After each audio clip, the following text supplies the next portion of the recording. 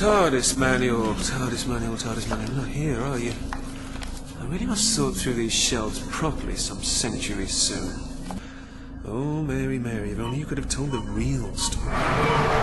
Emergency stop, but that's not happened in centuries. Let's just see if the scanner can't shed a little light on what's going on there in the vortex.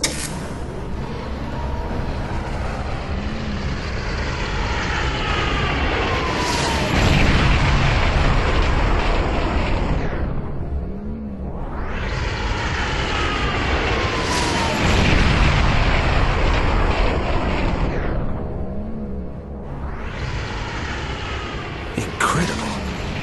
A time ship crashing. And again. And again. It's caught in a glitch in space-time, hiccuping through its last moments forever. What a terrible way to never die. Oh no, vortisaurs swarming to pick over the debris. Get away from there, you vultures! Leave that wreck in peace! It's no use. Unless... Yes, if I can just spin the TARDIS a little closer. That's right, shoo, shoo! Back to whatever wormhole you crawled out of.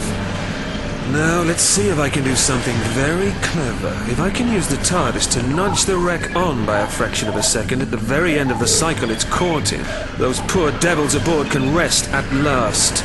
Touch wood. Wait for it, Doctor, wait for it. Impact. Now!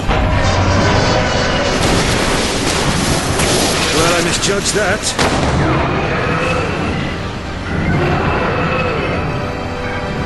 Come on, come on. If we don't dematerialize very soon, old girl, we'll get caught up in the smash ourselves. And...